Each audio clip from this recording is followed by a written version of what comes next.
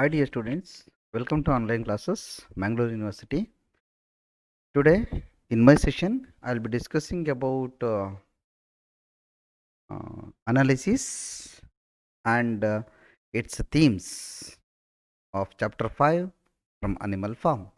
So this paper is prescribed for BA, third semester, additional English. Earlier, we discussed about the chapter 5, its important factors, its important themes, and its important ideologies, where we discussed about so many important things inside this chapter. Earlier, we talked about Napoleon as a despotic ruler, where he took the opportunity to get rid of Snowball out of the farm by sending 9 dogs. It was the kind of a worst situation where Mr. Jones had faced the same kind of a threat by the animals. It was a really hypocritical and cruel and a very unexpected plan which was made and executed by Napoleon, and it was so beautifully used by Squealer, so called hypocritical and cruel and the kind of a you know unacceptable pig inside the animal farm. So the project of constructing a new windmill that was not proposed by Napoleon. Actually, it was proposed by Snowball, as if they were predicted that both Napoleon and Squealer predicted that that is the plan of Napoleon. That is the that is where you can notice. And in this unit, again, techniques that Napoleon and Snowball uses in their struggle of power over animal farm include jingoism, propaganda, and violence. See, these are all the different, ideologies used by Napoleon and as well as Snowball. Snowball's intentions are pretty clear. He wanted to be, given equality to all the animals, whereas Napoleon is not working in such manner. As co-conspirators to rebel and control the farm, they use jingoism, teaching the others about animalism and the beasts of England song. See, it is a kind of a unite song where all the animals used to sing animalism and beasts of England. When they struggle against one another for power, they both use propaganda. Finally, Napoleon uses a sheer force, setting the dogs against the Snowball. It was a kind of a, you know, not at all an expected behavior up against the Snowball. Napoleon became the leader. Soon, Snowball, get rid of the farm. Napoleon obviously became the leader. Political rule is shown to be pragmatic for those in the position of power. Squealer represents a totalitarian government's propaganda machine, eloquent to a fault. He can make the animals believe almost anything. See, he is making the animals to believe that what is not his plan. This fact is especially clear in Squealer's interactions with Clover and Muriel. The Squealer, as we have seen his, off-screen, plans and hypocritical plans, a cynical plan about the animals. Each time Clover suspects that the seven commandments have been changed, Squealer manages to convince her that she is wrong.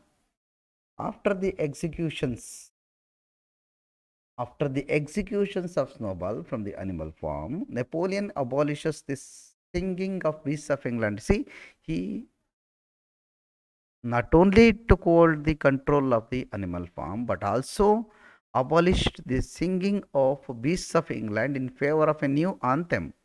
the lyrics of which contain a promise never to harm any animal in animal form. In this propagandist maneuver, Napoleon replaces the revolutionary spirit of Beasts of the England with the exact opposite, a promise not to rebel. In addition to begin with being a source of manipulation, propaganda is an agent of fear and terror. So the violence and the terror as means of control, which I have seen not only in this particular chapter but also throughout the novel. Terror comes also in threats and propaganda. Each time the animals dare to question an aspect of Napoleon's regime, Squealer threatens them with Jones' return. See, look at that. Squealer is threatening all animals, and Napoleon is strongly putting all his views on the other animals, and whereas they are making Jones to come back to take hold of the animal form. This is doubly threatening to the animals because it would mean another battle that, if lost, would result in a return to their former lifestyle of submission. See, they had the terrible days before they took the rebellion on screen. So, when Mr. Jones took hold of the animal form, all the animals were suffering like anything else. Look at that. Jones' return is such a serious threat that it quashes the animal's curiosity without fail. The other major example of fear tactics in the novel is the threat of Snowball and his collaborators. See, look at that. The threat of Snowball is more affected than the threat of Mr. Jones when he was thrown out of the farm.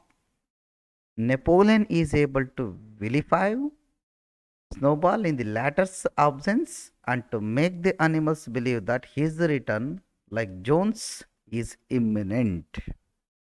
Snowball is a worse threat than Jones. See, look at that, how he is, projecting and propagating the things before the animals.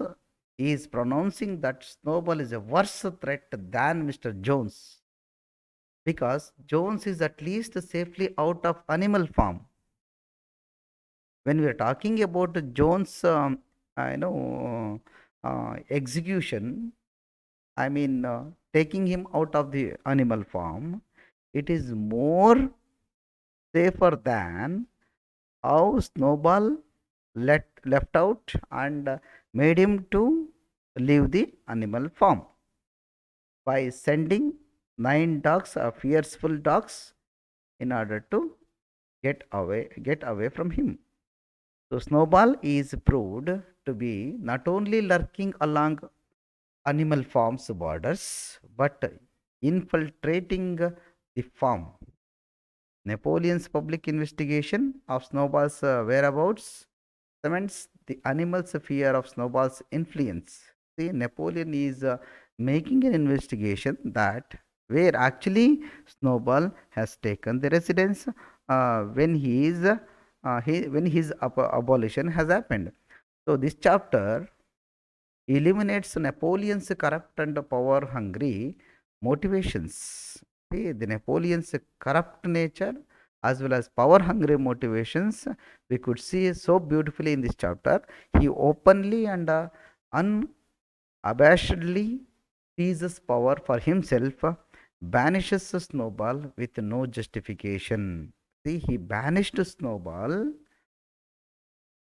without having any justification and shows a bald faced willingness to rewrite history in order to further his own ends. Since the animal's initial victory over Mr. Jones, we have suspected the motives of the pig, intelligentsia, and Napoleon in particular. When Napoleon sets his dogs on Snowball, he proves that his socialist rhetoric about the common good is quite empty. He is not working in favor of common good. He is a socialist rhetoric. And He is not such a sympathetic fellow and having a greater concern and good concern on all animals. It shows when he sends 9 dogs up against Snowball, makes him to abolish the animal farm. The specifics of Napoleon's take over the uh, speak a long period of careful plotting. Napoleon has been deliberating his seizure of power ever since he first took control of the dogs training in chapter 3. In his use of the dogs, Napoleon has monopolized the farm's sources of defense and protection. See, the pigs claim a parallel monopoly in logic. Squealer linguistically transforms Napoleon's self serving act of banishing Snowball into a supreme example of self sacrifice. Look at that. He is projecting the things in a different manner. Squealer. He tells before the animals that Napoleon has got a supreme example of self sacrifice by abolishing Snowball from the animal farm and manages to convince that the animals that no contradiction underlies the leaders abrupt about face on the issue of the windmill. Each of Napoleon's act of physical violence thus gain acceptance. The each of the Napoleon's acts of physical violence, Napoleon is meant for physical violence, thus gains the accept of abolishment of the Snowball from the animal farm. Again, it was proven into the context of Snowball's abolishment and legitimacy via a corresponding exercise of verbal violence. Political subversion depends on a subversion of logic and language. His defection of Molly marks her as an even greater materialist, and she had appeared to be earlier in the novel. The fact that she is bribed away from the animal farm with sugar and ribbons. She is running behind sugar as well as ribbons. Two items that Snowball condemned as unnecessary for liberty. At this point, the pigs have gained more power. We have seen that the pigs have gained more power with the abolishment of Snowball from the animal farm. Wheeler, Napoleon, and some other animals they took hold of the powerful attitude over the animal farm. Earlier, they were supervisors. Earlier, the pigs were supposed to be supervisors, but now they decide all questions of farm policy. They are the decision makers. While these decisions still need to be ratified by the other animals, Orwell suggests that the pigs are gaining ground at a slow but steady rate. They are getting the ground, and at the same time, but with the bitterly hard weather that arrives that winter, so do bitterly hard debates increased. I know between Snowball and Napoleon. There is a debate which is increasing between Snowball and Napoleon. Actually, debate is hardly the correct term since only Snowball attempts to use rhetoric and logic to sway other animals. See, Snowball truly is a hero, is a noble person, is a kind person, having a very soft, attitude towards all the animals. He is working literally in favor of the upliftment as well as save the animal farm in the future. Napoleon uses a number of what Squealer will later call tactics to get his way. See, Squealer undoubtedly using lot of tactics in order to, you know, um, make this Snowball out of the farm. Squealer explains that Snowball was a traitor and a criminal. See, look at the words, look at the opinion of Squealer about Snowball. He was a traitor, he was a criminal, Eventually, Boxer adds greatly to Napoleon's prestige by adopting the maxims. I will work harder and Napoleon is always right. Look at that. During the absence of Snowball, Boxer announces that, as we have seen, is a true hard-working animal. He announces that I will work harder and Napoleon is always right. They look at the impact of Napoleon even on Boxer, where we could see he was supposed to be animal martyr. The banishment of Snowball, the animals learned that the Napoleon supports the windmill project. Look at the blind belief, how blindly the animals accepted the Napoleon's rule. It was the windmill project. It was proposed by Napoleon, not by Snowball. That was a mystery. That was a real pathetic situation for Snowball. Wheeler explains that their leader never really opposed the proposal. He simply used his apparent opposition as a maneuver to oust the wicked Snowball. So the windmill itself is a symbol of technological progress. Snowball wants it to be built because he thinks it will bring to the farm a degree of self-sufficiency. By building the windmill, it will bring the kind of a self-sufficiency in the animal farm, so that which occurs with the principles of animalism. It will help the principles of animalism. That is his idea. But Napoleon, however, cares nothing for the windmill because he is only concerned with establishing his totalitarian rule. So, at the debate of the windmill, Snowball argues that after it is built, the animals will only need to work 3 days a week. Look at that. After building a windmill project, the animals will only need to work for 3 days in a week. While Napoleon argues that if they wasted time on the windmill, they would all starve to death. If all animals wasting their time by constructing a windmill, it would lead them to starve the death. They will, they will be hungry. They won't be having sufficient food to eat. By that, all the animals will be died. So that this chapter comes to an end with a lot of arguments need to be answered.